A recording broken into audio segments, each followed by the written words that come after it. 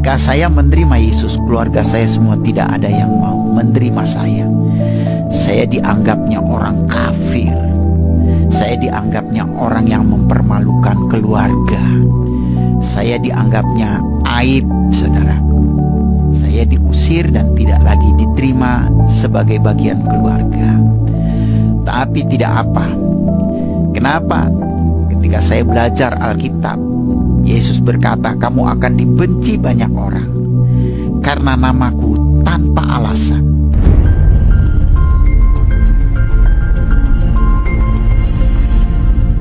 Shalom. Salam kasih, damai sejahtera di dalam nama Tuhan Yesus. Saya tidak pernah berpikir menjadi hamba Tuhan. Ketika saya masih muda, saya cuma punya cita-cita pengen jadi orang kaya dan terkenal. Dan itu saya perjuangkan dalam hidup saya. Ketika saya tahun 68 dari kampung halaman pergi ke Jakarta untuk mengadu nasib. Modal ijazah saya waktu itu cuma SMP, karena bapak saya pensiun. Lalu dia berkata, aku nggak bisa lagi menyekolahkan kamu sampai SMU. Ya, kalau kamu mau sekolah sampai SMU, ya sekolah sendiri aja, cari biaya sendiri. Bapak udah nggak mampu, karena bapak sudah pensiun, cuman makan uang pensiun yang tidak seberapa. Lalu saya pergilah merantau ke Jakarta. Sampai di Jakarta, benar juga kalau orang berkata sekejam-kejam ibu tiri lebih kejam ibu kota. Dan saya merasakan itu. Saya melamar ke sana kemari dengan ijazah SMP, tidak berlaku lagi, saudara. Apa boleh buat untuk memenuhi kebutuhan perut? Saya jadi tukang parkir liar. Lalu saya juga jadi tukang sapu, saudara, di sebuah kantor, saudaraku. Yang penting saya dapat uang untuk makan, bertahan hidup.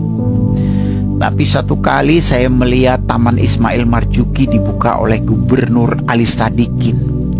Dan saya lihat ini sebuah kantor baru. Mudah-mudahan saya dapat peluang. Saya besok akan memasukkan lamaran saya dengan modal ijazah SMP. Terpujilah Tuhan. Seminggu kemudian saya dapat panggilan, diwawancara. Ditanya, selama ini pekerjaannya apa? Saya bilang, selama ini saya bekerja jadi tukang parkir liar. Maka orang yang mewawancara berkata, kamu saya terima di kantor ini. Jadi apa, Pak? Tetap jadi tukang parkir, tapi tidak liar lagi. Saya di bawah naungan sebuah perusahaan. Bekerja setiap jam 8 pagi sampai jam 2 siang.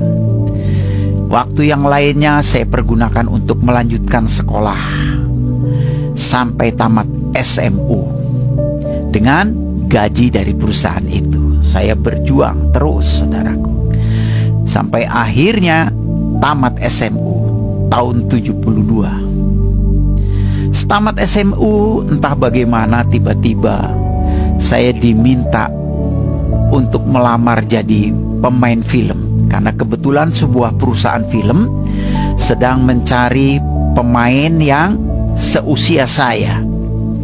Saya dites, dan yang dites banyak, saudaraku. Ada puluhan orang. Tapi ternyata saya yang dinyatakan lulus. Dan akhirnya saya main film. Film yang pertama saya adalah Aku Tak Berdosa. Padahal dosa saya banyak ini, saudara. Dan ternyata film itu sukses. Saya langsung dapat peran utama. Sejak itu saya masuk ke dalam dunia film, tercatat sebagai salah satu bintang film. Saya mulai main dari film ke film, sampai akhirnya tahun 77 saya sukses. Saya main film Ali Topan, Anak Jalanan. Wah, sukses. Digandrungi banyak orang, saudara. Yang kedua, saya kerjasama sama Chrisye. Album pertama Chrisye berjudul Sabda Alam. Saya bekerja sama dan dia sukses. Album itu sukses. Nama saya pun naik. Dibicarakan banyak orang dalam bidang musik. Yang ketiga, saya kerjasama sama Guru Soekarno Putra membuat Suara Mahardika. dan itu pun sukses.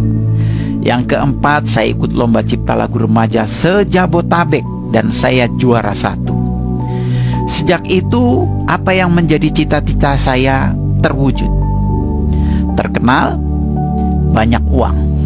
Itulah cita-cita saya sejak dari muda. Nah, saudaraku yang dikasih Tuhan, bangga menjadi orang terkenal. Masih muda, masih lajang, uangnya banyak. Mukanya nggak, ya lumayan ganteng lah. Ya, dan banyak sekali wanita, cewek yang suka dengan saya.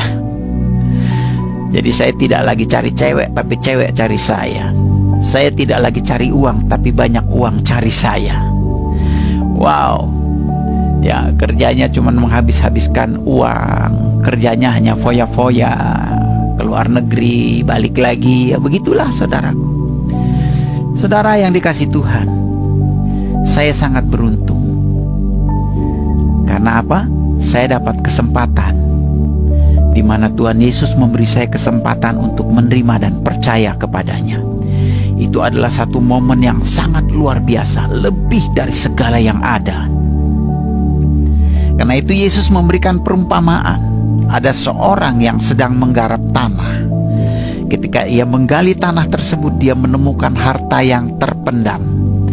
Dia timbun kembali, lalu dia pulang dan dia menjual seluruh aset hartanya hanya untuk membeli sebidang tanah tersebut.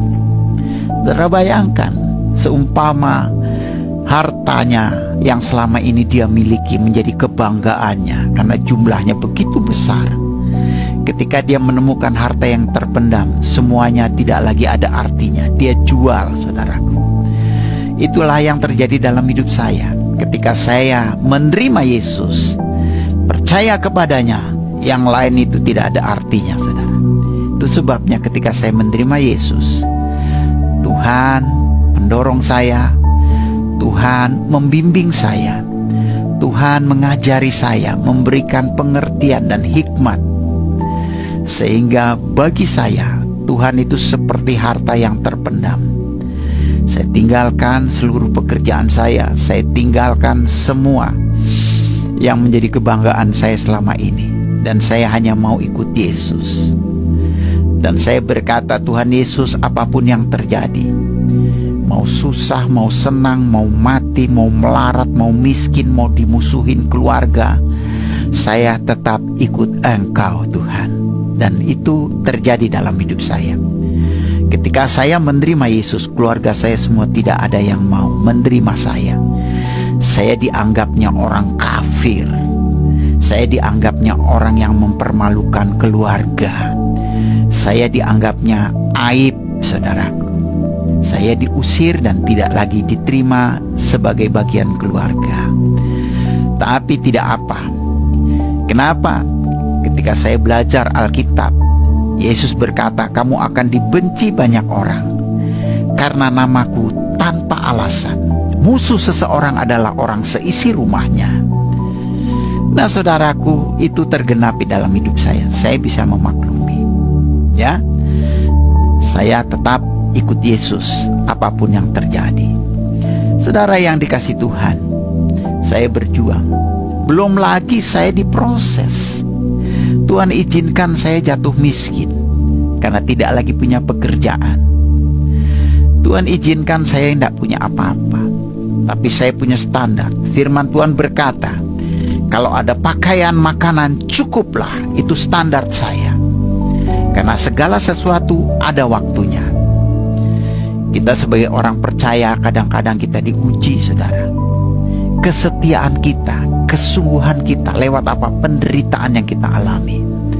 Dan saya mengalami ujian-ujian itu di dalam kehidupan saya. Saya tetap bertahan. Saya jalani hari-hari saya, mengalami penderitaan, kesusahan, kesulitan keuangan. Ya, makan saja saya harus ngebon ke warung. Ya, ngutang ke warung, saudaraku. Selama 8 tahun saya jalani hal seperti itu. Tapi tahun ke-9 Tuhan mulai buka jalan. Tuhan mulai memberikan berkat buat saya. Ya, Saya dibawanya ke luar negeri untuk jadi saksi, melayani, dan Tuhan mulai memberkati saya. Puji Tuhan, saya sudah jalani kehidupan bersama dengan Tuhan selama 40 tahun. Ini hal yang luar biasa.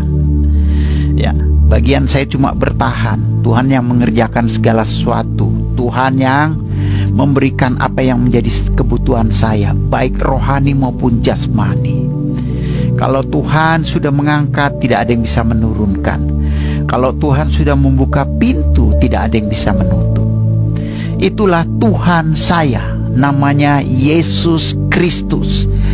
Dia adalah satu-satunya juru selamat dunia. Yang percaya tidak binasa, yang tidak percaya akan binasa. Makanya Yesus itu adalah nama di atas segala nama, baik yang di langit, di bumi, di bawah bumi, bertekuk lutut dalam nama Yesus. Dan Yesus itu punya arti. Yesus itu artinya juru selamat. Karena itu dia datang ke dunia, motivasinya cuma ingin menyelamatkan setiap orang yang mau percaya.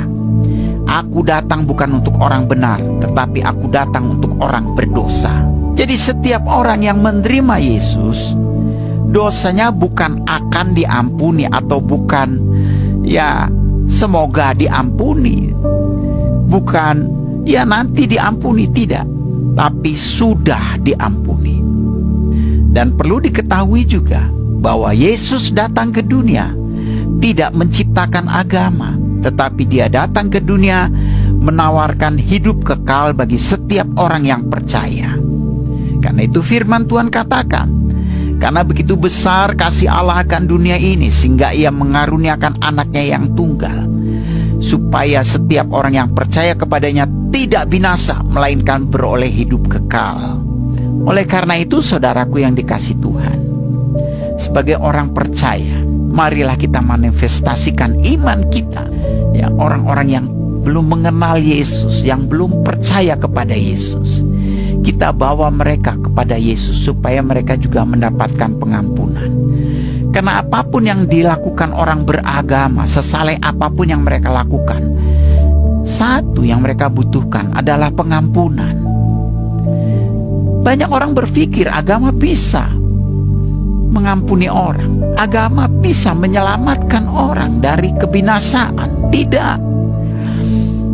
Ya, jangankan agama Islam, Buddha, Hindu, agama Kristen pun tidak bisa menyelamatkan orang. Yang bisa menyelamatkan orang itu adalah juru selamat dunia. Dialah Yesus.